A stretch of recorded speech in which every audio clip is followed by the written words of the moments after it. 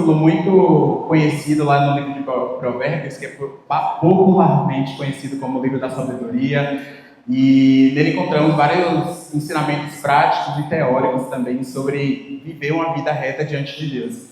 E a sabedoria é o conhecimento da verdade de como aplicá-la em qualquer situação. E o versículo está lá em Provérbios 4:23, que diz: sobre tudo o que você deve guardar, guarde o seu coração, porque dele procedem as fontes de vida.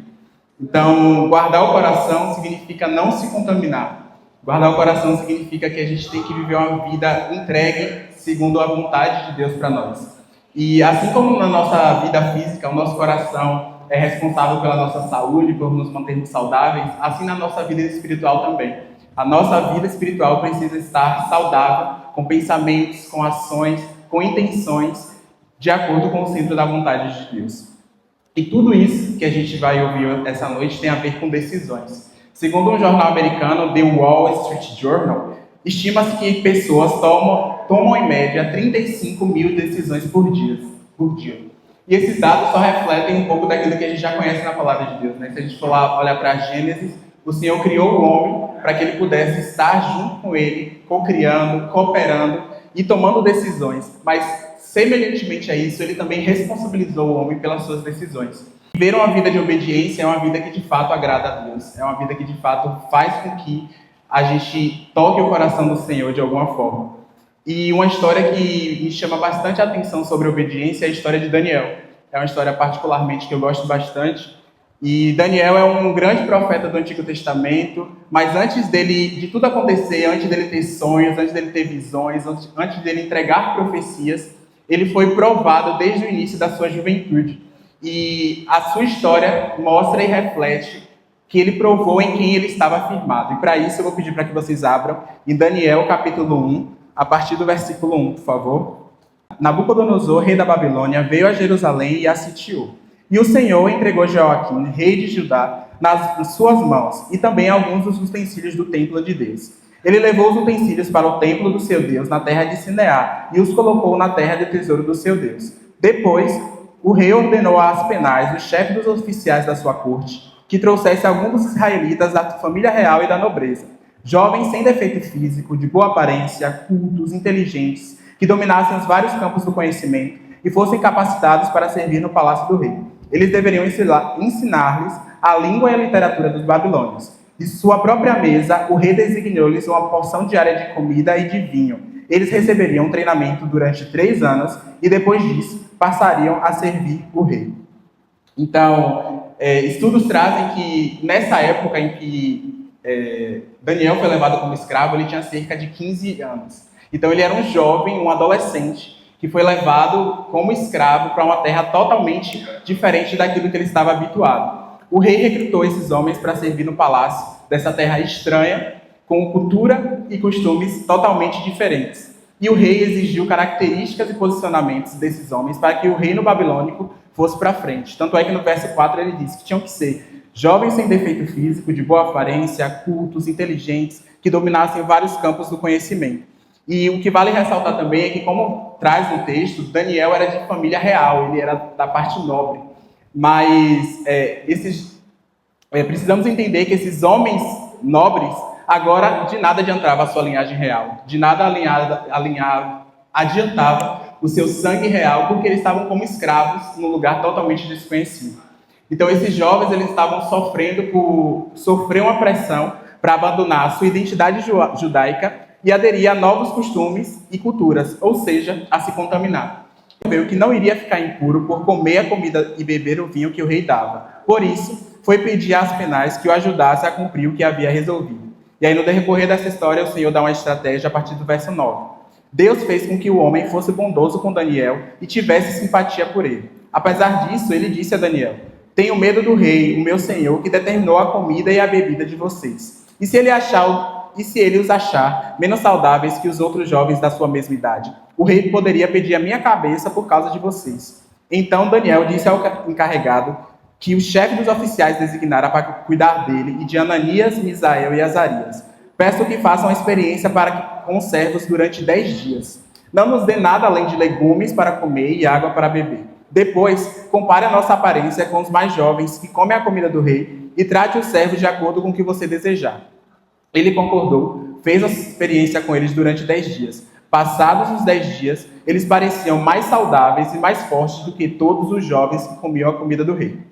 Então, quando a gente lê isso de primeira, a gente pensa, poxa, Deus deu uma estratégia a ele estava realmente ligado com o Senhor, Deus deu uma estratégia mirabolante, porque ele podia morrer por isso. Mas o que vale a gente prestar atenção também é que muitos jovens também foram levados junto com Daniel, não foram apenas os 4. Muitos outros jovens foram levados para o exílio da Babilônia, e jovens, inclusive, que eram judeus, que seguiam os mandamentos da Torá, que eram religiosos, mas somente 4 deles guardaram seu coração mediante a adversidade. O que eu te faço é, quem é você no contexto em que você está inserido?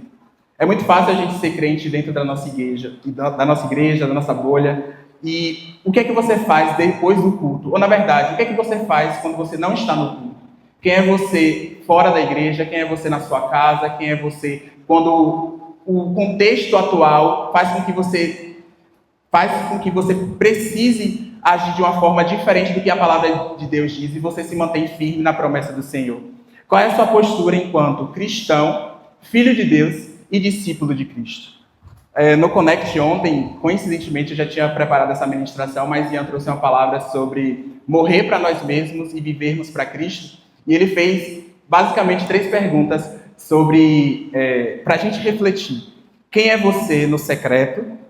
Quem é você com seus amigos mais próximos? E quem é você no coletivo, com todo mundo? Será que existe diferença entre quem é você nesses 3 lugares, nesses 3 ambientes? Se você de fato está com o coração firmado no Senhor, você não pode ter mudança de personalidade, de identidade e de atitude. Você tem que ser um homem e uma mulher segundo o coração de Deus. E como com Daniel, a gente entende que é possível guardar o coração e permanecer firme no Senhor, apesar da pressão externa e nos fazer pecar. Eu me vi como Daniel estando na UFO. Eu fui morar sozinho, num contexto totalmente diferente, com culturas totalmente diferentes, com pessoas que eu nem conhecia, que tinham ideologias, pensamentos, atitudes totalmente diferentes. E isso era um prato cheio para se fazer deixar levar. Esse era um prato cheio para fazer com que o meu coração fosse corrompido. Mas, graças à bondade do Senhor, eu encontrei uma amiga de muito tempo, que eu conheci há mais de 12 anos, e eu não via ela há muito tempo, e encontrei lá na faculdade. E ela, conversando comigo, ela falou que tinha orado ao Senhor, e o Senhor tinha dado o direcionamento de ela começar uma célula na faculdade, e que ela tinha o nome de 3 pessoas, e eu estava entre uma dessas 3 pessoas. A primeiro modo eu quis recusar, né, porque eu estava recém-chegado, falando, meu Deus, por que você me trouxe para cá? Eu não sei o que eu vou fazer direito, para que eu vou falar. Começar uma célula, eu vou me expor desse jeito, com as pessoas com ideologias totalmente diferentes.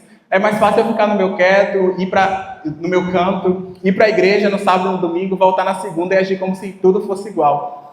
Mas o Senhor incomodou os nossos corações como coletivo e a gente começou uma célula na faculdade.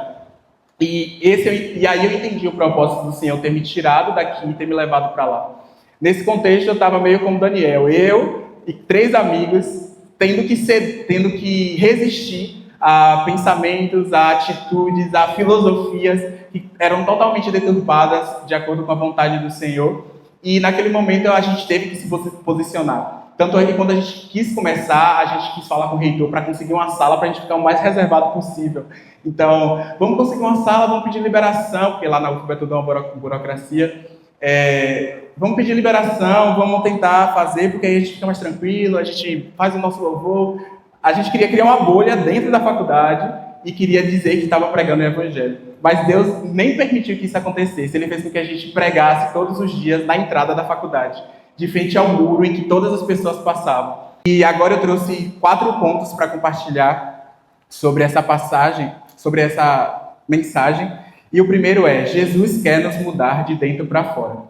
O texto clássico que a gente fala sobre mudança de mentalidade está lá em Romanos 12:2, que diz: não se amoldem ao padrão desse mundo, mas transformem-se pela renovação da vossa mente, para que sejam capazes de experimentar e comprovar a boa, agradável e perfeita vontade de Deus.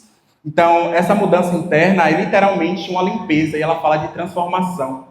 Quando o Senhor através do Espírito Santo, renova a nossa mente, todas as coisas ficam para trás. Todas as coisas precisam ficar para trás. E ele renova a nossa mente, ou seja, o nosso interior. E a partir dessa mudança interna, a gente transparece de forma externa. Não tem como fingir ou sustentar muito tempo um personagem dizendo que ama o Senhor, que vive uma vida de acordo com o centro da vontade dele e não vive.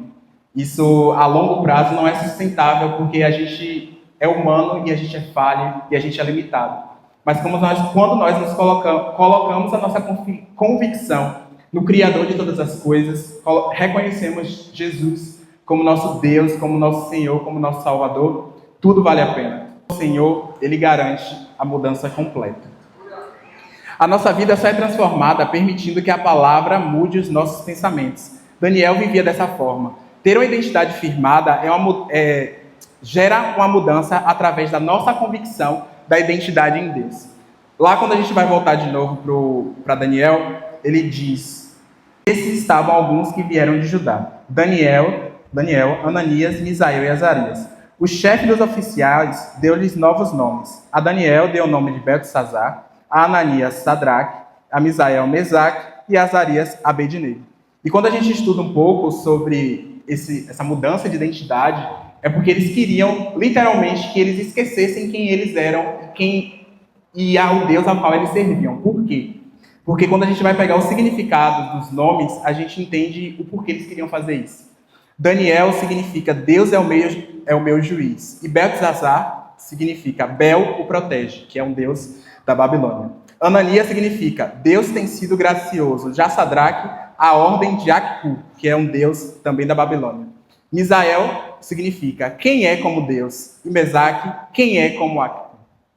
Azarias diz, o Senhor tem ajudado. E Abednego significa servo de Nebo, que também é um ídolo, um deus da Babilônia.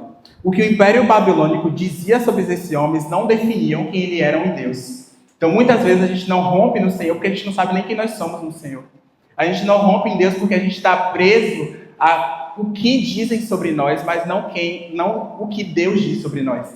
E quando nós temos certeza, eu sempre brinco com os meninos no Connect, que é muito lógico a gente pensar. Se a gente for parar para pensar de forma racional, não tem como ter uma vida de sucesso se a gente não estiver em cooperação com o Criador. Toda máquina formada tem um manual de instrução, todo equipamento que é desenvolvido tem um manual de instrução desenvolvido pelo Criador para que as coisas aconteçam da forma certa. E por que a gente acha que é suficiente a tal ponto de ter domínio sobre as nossas próprias vidas, sendo que a gente não lê a palavra de Deus, que é o nosso manual?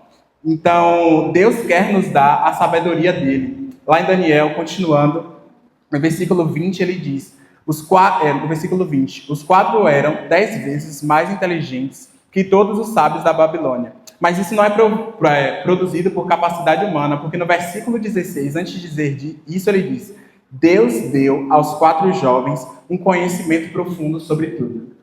Então, em 1 Coríntios 2,16 diz, quem conheceu a mente do Senhor para que possa instruí-lo? Nós, porém, temos a mente de Cristo. E é a mente de Cristo em nós que gera a verdadeira mudança. Precisa ter um entendimento e discernimento espiritual sobre a presença e a ação do Espírito Santo nas nossas vidas. Ele é o Espírito da verdade e nos dá um propósito de compreender a palavra do Senhor. Quando eu era mais novo e ia para a escola bíblica dominical e o pastor lia as coisas, e às vezes eu falava que eu entendia, mas na cabeça foi uma palavra que entrou pelo ouvido e saiu pelo outro. Porque eu ainda não tinha discernimento de que o Espírito Santo é aquele que convence o homem do pecado, do juízo e da justiça. É o Espírito Santo que gera essa renovação da nossa mente, dos nossos corações e faz com que nós guardemos no nosso coração. O ponto 3 diz sobre a nossa mudança que influencia as pessoas ao nosso redor. Uma das grandes evidências da nossa mudança como pessoa é o nosso testemunho diário acerca daquilo que Deus ministra nos nossos corações. Eu sempre falo isso também, que quem anda com Deus tem sempre uma palavra de Deus. Não tem como andar com o Senhor e estar vazio, porque Ele sempre nos preenche. Então, a gente não consegue mais reter aquilo que Deus fez em nós e fez e faz conosco. Nós começamos a compartilhar as maravilhas dele com outras pessoas.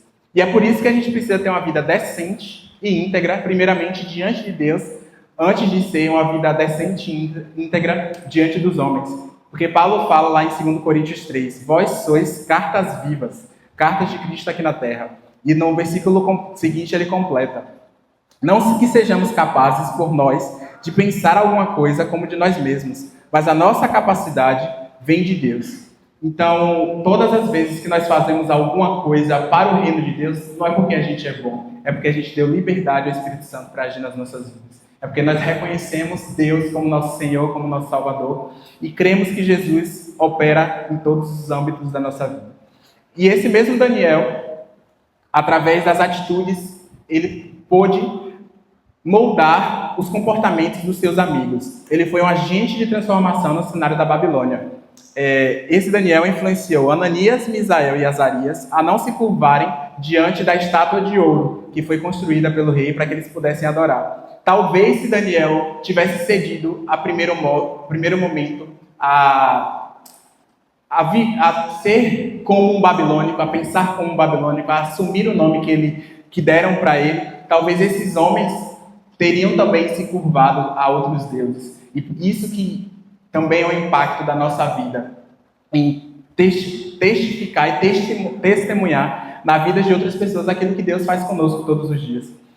Então, por isso que é muito importante nós sermos influenciadores do reino. Foi esse mesmo Daniel que, após um decreto em que o rei falou que não podia fazer pedidos, orações a outra pessoa senão o rei, após ouvir isso, ele subiu no seu quarto, abriu as janelas, se ajoelhou e continuou orando a Deus 3 vezes por dia.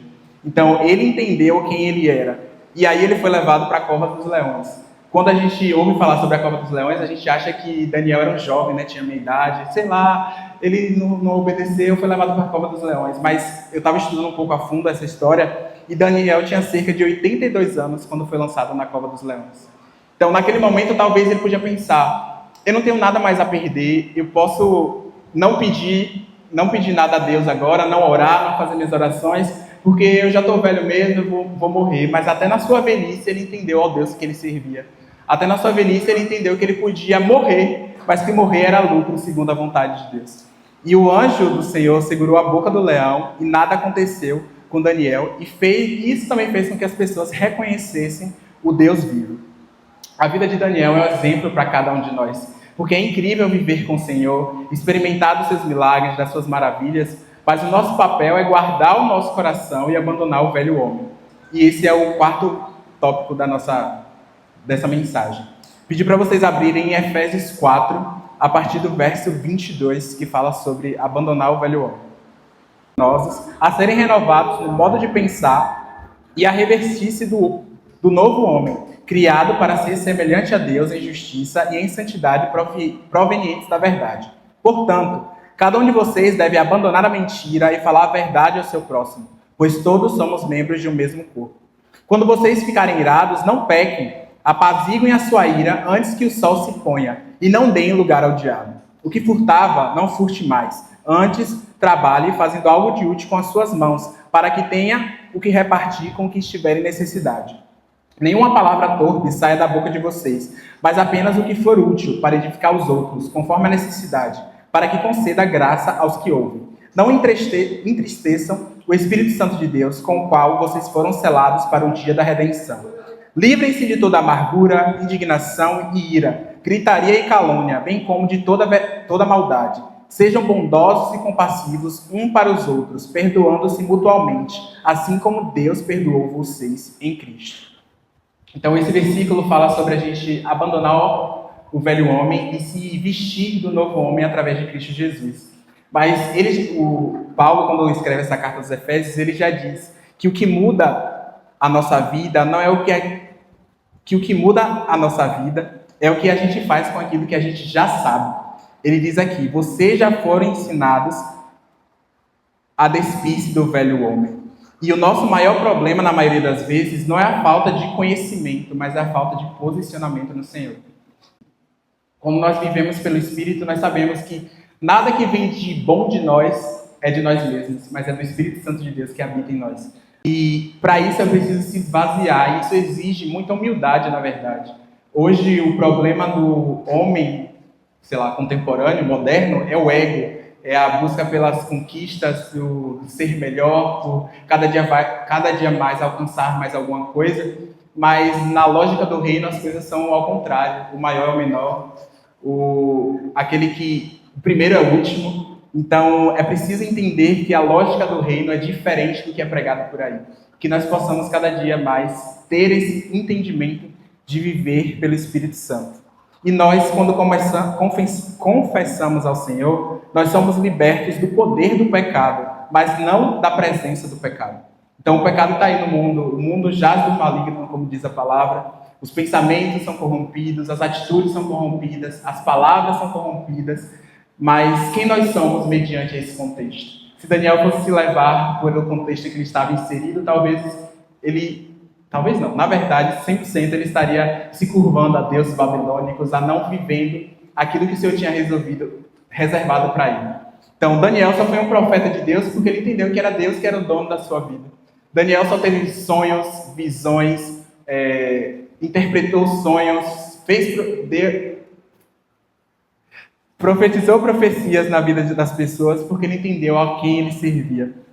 Mas espero que sim, no seu coração, você queira ver ao Senhor, contemplar aquilo que Ele é, acima de tudo, além daquilo que Ele pode nos dar, e que a gente possa cada dia mais viver para glorificar ao Senhor.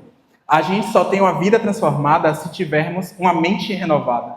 Não dá para despir-se do velho homem e se revestir do novo homem sem a renovação da nossa mente. Então, que vocês entendam hoje que é preciso guardar o coração. A gente ouve muito falar sobre guardar o coração no namoro, né? Tipo, guarde o coração, vive em santidade, zele pelo corpo, pela alma, do seu parceiro, da sua parceira. Mas primeiro a gente precisa guardar o nosso coração com o Senhor, acima de todas as coisas. E para o Senhor, na verdade. Porque muitas propostas vão nos ser feitas. Muitos pratos desejáveis aos olhos vão nos ser oferecidos. Mas no fato que permanece é a fidelidade e um coração obediente à vontade de Deus.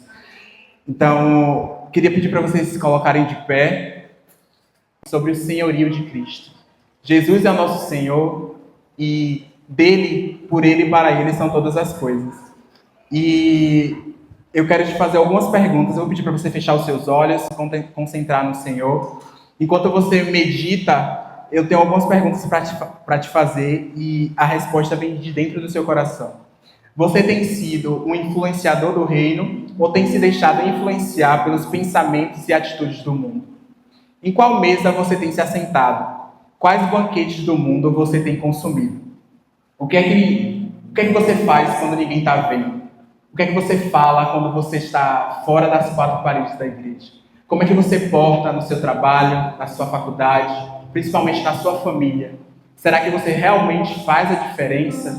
Será que realmente você guardou o seu coração? Tem guardado o seu coração? Será que você tem obedecido à voz do Senhor? Porque vida rasa com Jesus não é o que Ele oferece para nós. Ele diz que Ele nos oferece uma vida abundante e, além de tudo, uma vida eterna. E Daniel tinha essa convicção de que se ele morresse por amor ao Senhor, tudo isso valeria a pena, porque ele sabia em quem ele estava firmado. Então, que vocês possam entender que o relacionamento que Deus quer ter conosco não é por falta de opção, mas por uma escolha genuína de amá-lo acima de todas as coisas, principalmente quando coisas mais prazerosas aos olhos nos são oferecidas. Então, como o salmista escreveu, que nós possamos pedir ao Senhor para criar em nós um coração puro, um coração sensível, um coração que é guardado no Senhor, que está coberto pelas suas asas, e que nós não nos deixemos corromper pelo mundo, pelo contexto em qual nós estamos inseridos. Que a voz do Senhor seja a primeira e a única voz que nós possamos ouvir, e não só ouvir, mas seguir, porque de nada adianta ouvir e não caminhar com o Senhor.